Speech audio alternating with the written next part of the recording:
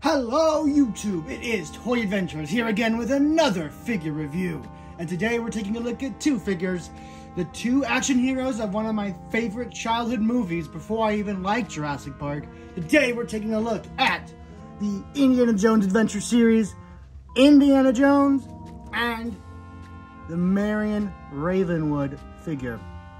Now, these are the two my mom was able to find on her trip in Las Vegas. I went to my local two Targets and I still couldn't find these two. I found Sallah, Tote, which we reviewed 2 days ago, and that was it. I wasn't able to find Belloq, unfortunately, because I want to get Belloq and Sallah together so I could do those as a double review, and I can finish up the arc. Now, for now, we're going to take a look at these two, because these two are, at least in my opinion, at least these two and the Tote are going to be the most sought after in this line, because those are the more interesting characters. Considering they gave Belloq another weird outfit that he wasn't in for most of the movie, and Sallah is just not super action-y packed as a character, whereas Indy, Marion, and Tote can really be action-packed characters, just considering what they are, you know? So, taking a look here at the boxes for these two, these are the standout boxes. I think the box art, especially on Indiana Jones, looks amazing. You have just a nice render here of the actual toy, a nice, artistic representation of Dr. Jones right there. On the spine of the box, you have another really nice image showing him, showing the white stallion, and him, doing the whole idol exchange. Really cool stuff. I love the artwork on the sides of these Hasbro boxes. I think them and this line and G.I. Joe are doing it right now, and it's just amazing. It just looks great, and it makes, stacking all these boxes together, and first of all, keeping the boxes to stack together, really worth it, because they just make a nice little collage piece. And taking a look here at Marion, you just have a nice image of the figure itself. You get the little monkey. You have a nice image of her right here. Take a look at the side.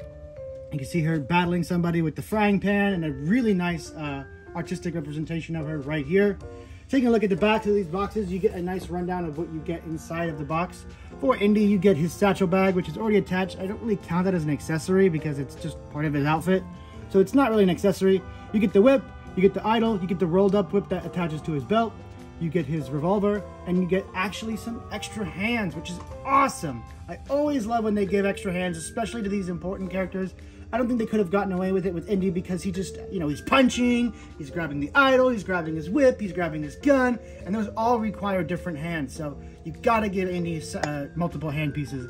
Marion just comes with the monkey and the frying pan. That's all you really needed to give her, because she doesn't really do anything too much other than that. So fair accessories here. You get the other half of the arc, because in the Tote one we got one end of it and a wall. Now we have another end and another wall, and with Indy you get the two harpies that are on top of the arc. So that is very cool. I still need to get the two little poles here in the top to finish off the arc, so that's going to be with Sallah and Belloq. That's why I definitely got to get those two. Even if I'm not super hyped about those characters, I got to complete the arc, right? So taking a look here at the side, it's just a nice rundown of the figures you've gotten and the figures that are also in the line. So we have Tote, we have Indy, and we have Marion. We just need to get these two, Belloq and Sallah. So that is pretty much it for the boxes of these two. They are very nice, very nicely printed. And while I'm not a big fan of the zero window packaging, because you can't tell if your face print's good, or you're missing accessories, or it was a repack, or whatever could possibly happen. That's one of the reasons I really don't like these. But I can't deny how cool the box art is and how nice these boxes look. So I'm glad at least they made it super appealing looking, you know what I mean? These are really going to stand out on the shelf, and they're really going to catch attention, and I just love them. So let's go ahead and crack these open and take a look at Dr. Jones and Miss Ravenwood. And here we have everything that came out of those two boxes, and we have a nice look at Indy and Marion and all their accessories here. So as I stated before, with Indy, you get some separate pairs of hands, the fertility idol, a rolled up whip, and an extended whip. For Marion, you get the frying pan and the little capuchin monkey. So first, we're going to take a look at Marion, just because I want to save the best for last. Marion is actually a pretty great figure. We're going to go ahead and judge her based off of the original Hasbro figure that they released back in 2008 for Kingdom of the Crystal Skull. And obviously this is leagues better than that one. I sadly don't have those figures anymore. I used to have like all of them when I was a kid, but I ended up losing most of them. And because I actually played with these outside. I was a huge Indiana Jones kid, so I was outside with these toys all the time. But for these new 6-inch ones, these are definite improvements. So taking a look here at the printing for Marion, her little dress. I don't know what kind of dress this is. I'm not very cultured, sorry. It's very nice. The printing is very precise. Go ahead and get that focused on there. And you can just see it goes through all her shoulders. Goes down, there's nice trimming of the shoulders. All down here, it looks really good. Arms, my bad. I said shoulders. Trimming down the arms, the forearms, it just matches up really nicely and looks very precise, just like the movie. I had to rewatch all the movies just the other day, just because I got in the mood just for getting these figures. Here you have the face print, and I think the face sculpting is a little interesting. The print is great. I don't know how well this captures her, but it's certainly good. I don't think it's quite spot on. But it is nice. It has kind of a little smirk going on, if you can tell. Just the way the face is shaped. I really like the face sculpt on it. It looks really nice and professional. Taking a look here at the bottom of the pants. You have a ton of articulation going on. There's no real printing going on. They're just red big baggy pants with a nice sash going on right here. And what's nice is when you want to extend or, move her body up, the piece is bigger so it can compensate for the articulation. I really like when action figure toy companies do that to compensate for articulation so it doesn't look weird and disproportionate. There is no printing on the back. The back is pretty much plain. Taking a look here at the shoes. Nicely done. You have sculpted feet in there. Kind of weird for an action-based character to have sandals on, but that is what she was wearing in the scene. So, that is it for her printing. I think it's done really well. Let's take a look at the monkey. This is actually really nicely done. Looks just like a little capuchin. He's got his little vest on. Magic little monkey. And actually, he does have some articulation in him. So let's go ahead and let's try and get a better look at him because my camera's really screwing up. Get some nice gold trimming on that vest. Nice little brown spot on the head. He's got his white little eyebrows. Looks just like an actual capuchin monkey. So, he's a weird red dot on the back of him. I don't know what that is, though. Anyway, articulation. He has a ball joint head. He has rotation on the arms. And his tail is on a ball joint. Nothing in the legs, sadly, but that does help for a little bit of articulation for if you want to pose it on her wrist or her shoulder. It is possible. So I definitely like this. This is kind of reminds me of like Crocmaster or Timber from the G.I. Joe line. Is that Hasbro suddenly likes doing articulated animals. They sure didn't like that when they had the Jurassic Park license. Anyway, taking a look at her frying pan, it is nothing special. It is just a silver piece of plastic. Voila. Anyway, taking a look at Marion, let's go ahead and go over her articulation. So her head is on a ball joint. So obviously you get a lot of articulation in there, but the molding of her hair kind of does prohibit a lot of that articulation. You really have to force it, and I don't want to, so I'm just going to say, well, yeah, you see, it's really tough to get that 360-degree rotation because of the hair, but it is possible. I believe that the bottom of the neck is also a separate joint, but it's not as loose on this one. So you could look down just about that far, look up. Trying not to have the ab crunch ruin it. Down that far, up that far. Moving up to the shoulders, you have a nice hinge outward, about parallel with perpendicular with the body. And it can go straight flush down to the side of the body, which is actually pretty unique for action figures. Most can't go straight flush down. Most G.I. Joes can't, which is pretty weird. She has a hinge here at the arm, which gets her about a 90-degree bend, and it goes perfectly flat. Of course, 360-degree rotation in the arm. Pretty obvious. For the wrist, these are actually unique. These are not just ball peg hands like Indies and Totes are. These are actually pegged in that have hinge rotation in the wrist. They rotate downward like that. So it's an up and down, which is fine because he's not a gun-specific character. Taking a look here at this hand, it rotates up and down, or like this, where this hand rotates like up and down. This one rotates side to side. This one's good for gun holding because you hold a rifle with kind of a tilted wrist. But since she is not a firearm character, she does not need that. And any hand articulation whatsoever is a bonus. Digging down here at the ab, you of course have that really nice ab crunch that can really make her bend back. Not really bend forward. There's not too much going on that side, but of course 360-degree rotation. Then I look down here at the hips, kick out just about to there, so she can do some ninja kicking. Kicking back just about there. Thigh swivel.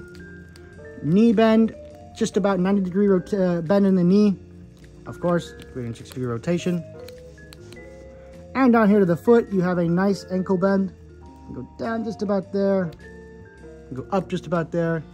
And actually no rotation at the ankle because of this sculpting of these big old Jenko looking pants. I don't know what these are called, so don't expect me to be super cultured about whatever dress she is wearing. But yeah, that is the Marion figure. Very articulated, very nicely sculpted for what she is. Not a super action-y packed character, but if you are a fan of the G.I. Joe, the Indiana Jones movies, definitely a figure you're going to want to pick up. And yeah, I'm just happy to have a really good interpretation of her. I'm happy they went with this outfit rather than the dress. Although if you wanted me to pick my favorite Marion outfit, it would be the beginning scene where she's in the bar. I would have really loved that outfit more. That's my favorite Marion outfit, but it's okay. I also like her outfit in the 4th movie, even though I generally don't like the 4th movie. I do like her outfit better in that one. But this is the outfit in Raiders of the Lost Ark, and I'm happy with it because it looks great. Now, we finally get to take a look at Dr. Jones himself. And I do have quite a few things to say about Dr. Jones. I've been eagerly awaiting this figure. We're gonna move her off to the side. And I gotta say, I'm nearly a perfect mix of surprised and disappointed. And I'll get into that right now. I'm gonna go ahead and say right off the bat, this is a good figure and I love it. This is a great figure. I love this figure. And I'm gonna have so much fun posing it and taking pictures with it. But I have to start with the negatives before we get on to the full look down on all the good stuff of this figure. So I'm gonna say personally, I think the head's a little too big. That could just be me. I want to hear your guys' opinions down there. Do you guys think the head's too big or do you think it's perfectly fine? Because I want to know if I'm just being picky or not. This is definitely not being picky. The hat does not come off. That is a huge issue for me. Toad's hat comes off. Why doesn't Indy's? He's the main character. It's a gimmick in the movies that his hat comes off and then he has to go rescue it because it's part of his look, right? It's always been in the movies. So why isn't it a gimmick here? Why can't he take his hat off? It's just mind-boggling stupid that they didn't include it for this guy. Hopefully they do another Indy figure where his hat is removable and I can just do a head swap because this is atrocious. Why is there no, removable hat? Even the little figures from 2008 had removable hats. Not this guy. He can't even manage that. Really sad. Another issue I have is the belt buckle here on the hip. It does not stay in. This is for holding the coiled up whip right here. And you're like, oh, wow, look, it's actually staying. Oh, he's lying. Okay, well, let's try and actually put the whip in there. Oh, I'm using my nail to really dig it in there deep. Oh, wow. I moved it a little bit. Nope. Come on. Nope. So what I found is if you want it to stay, it's possible. You just can't touch it whatsoever at all. You can't even bump it. You can't look at it because if you adjust the whip in any way, it's going to come undone and then you're going to have to fight for it for another hour. But as you can see, it just does not stay shut. Whereas the pistol holster, pardon my dyslexia, there's this little pistol, pa-chow, pa-chow, and well, it's not huge like it was on the old figures, which is nice. You just fit it on in there, close that hatch, and you just plug this little plug in there. And it is a little tough, I'm not gonna lie, it is a little tricky to get done the first time. But the point of the matter is, whether it's tricky or not is irrelevant, because it stays. Now mine's being a little bit of a bad example right now, usually it's perfect, but look, it stays. And I can touch it and manipulate it and whatever, move the belt around, and it doesn't move. So that works just fine. It's just the belt. So I have a way to work around this. What I'm gonna do is I'm gonna cut the belt right here so I can, pull up. And I'm gonna glue this into place so I could just slip it on and have it look natural, and I can adjust it and make it look perfect, and it won't come undone. So that's what I'm gonna do to fix this guy up. I am gonna customize this guy, maybe add a wash to his shirt, but I don't need to do too much because let's go ahead and get onto that. His paint is actually really, really nice on this figure. Now, as plain as the main shirt looks to be, the jacket has a really nice dry brushing of a lighter brown going throughout it, giving this worn leather look that I really like. It looks really nicely done. Moving down here to the bottom of the pants, you have this nice sandy look with the dry brushing of tan sand. Also carries on down to his boots. Moving on top to the hat, you do have more of that brown dry brushing to give this a nice faded, worn out looking fedora look. But that is where you notice that there's really nothing going on for the chest, which is kind of weird. You think they gave it something, right? Because it looks really plasticky and plain compared to the rest of the body. And that leads us onto the head, because this head is fantastic. Now, I said the head was too big, but I never mentioned anything about the head sculpt, because that looks fantastic. This is a really good one. I got lucky with mine. I think this looks great. This looks just like Indiana Jones in the first movie. Just a little glossy, but once I give it my dull coat, it'll fix that right up and he'll look perfect. Right now, he's just a little glossy because that's the finish the plastic gives off. But yeah, look, no. Nothing. See, it's not coming off. Apparently, this is what they counted as an accessory, even though it's part of his outfit. And I don't think it ever comes off of him as like a separate tool. It's just part of the ensemble. But let's go ahead and go on to Indy's accessories. Also, his feet stand him nice, just not even fine. Something I always like in these figures, because that's not always something you see on 1/12 scale figures or human figures in general, is the ability to stand well. So, in terms of accessories, we're going to start off with the fertility idol. This idol is looking pretty good. They usually get this one done pretty good. It's not too hard. Grabbing his little butt. Looking pretty good. Very iconic looking idol. I'm going to be surprised if this is like a real thing in history, because everyone's just going to be like, oh, it's that thing from Indiana Jones. Wonder why the Aztecs stole that from Indiana Jones. How rude of them. Looking here at the belt, it's the wrong color, but it is nicely sculpted. Nice little round up belt.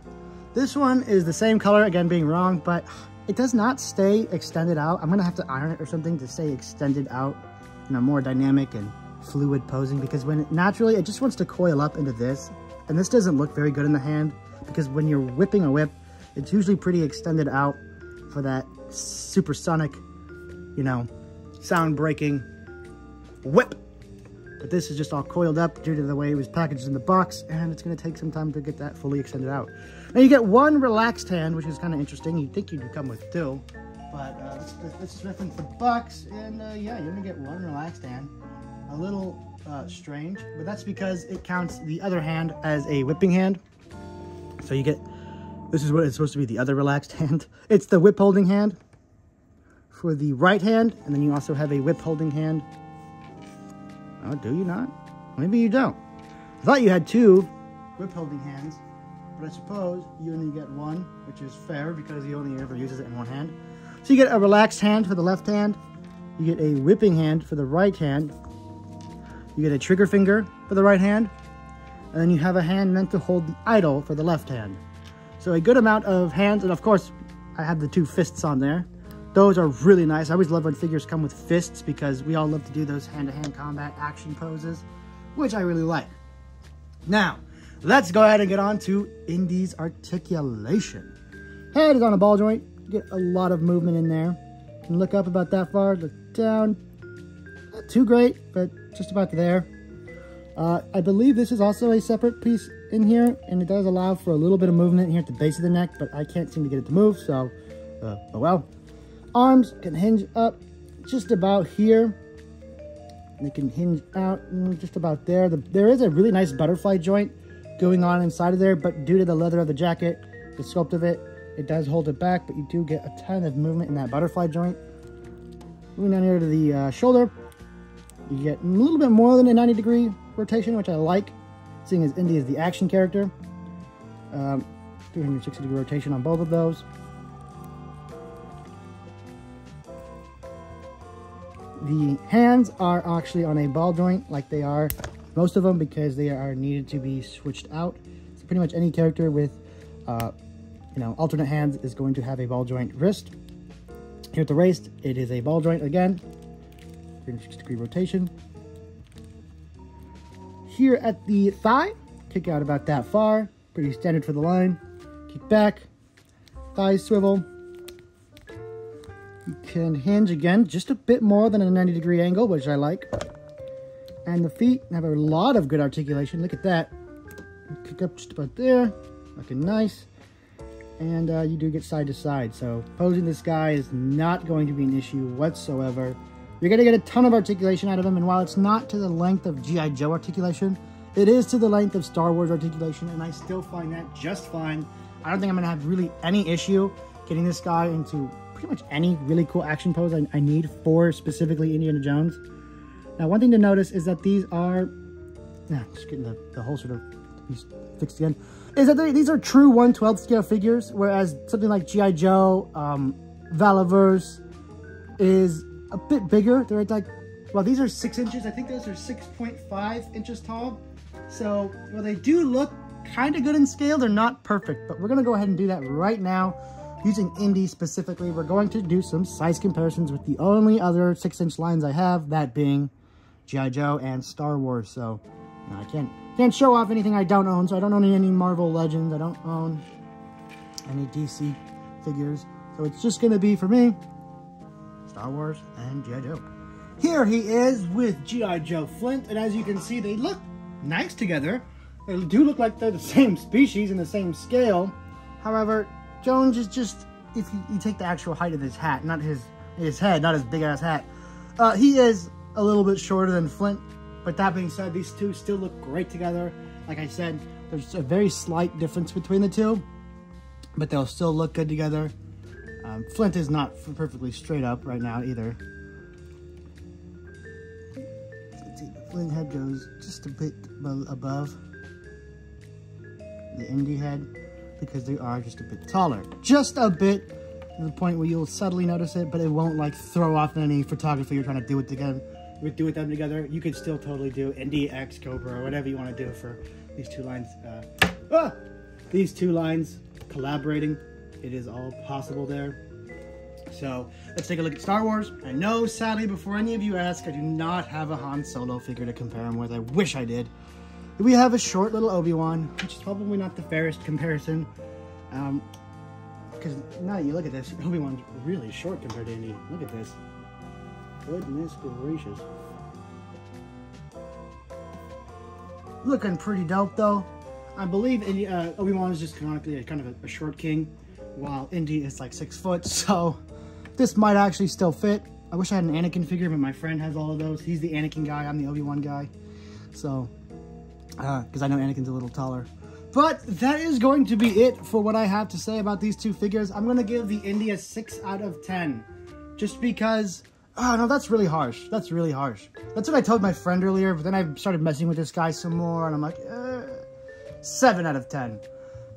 His issues are, there are definitely issues there. This is not a perfect figure by any means. I used to have the Figma, or is it Figuarts? I don't know if it's Figma or Figuarts in Indiana Jones. It was similar scale, came with similar accessories, and I still prefer this one just because it's better looking and just better in general. So this is the best 6-inch Indiana Jones you can get. In my opinion, action figure wise, not counting the high-end Hot Toys, this is the best Indiana Jones figure you can get that is not a 12-inch scale professional, premium doll. Store-bought toys, this is the best indeed. And, well, obviously this is the best Marion, but she hasn't really been treated very nicely toy-wise anyway, so that's not saying much. Anyway, guys, that's it for what I have to say about this guy. 7 out of 10. I'm going to go with 8 or 9 out of 10 for her because really she doesn't need to do too much and she does everything she needs to, so she's really just a great Marion. So, 8 out of 10, 7 out of 10. Those are my final scores on these guys. I say still, pick them up. You're probably not going to have any issue finding them. You might have issue finding Indy, but this Toyline in general, you'll find it at Target and maybe some other collecting stores. I think GameStop as well. Although I think those are time dated. I'm not sure. But GameStop and Target, you'll be able to find these guys at. Good luck finding Indy because he's the sought-after character because everyone wants the main character. So, yeah, happy hunting. Go search for your fortune and glory out there. And, I don't know, I'm making this up as I go. Peace!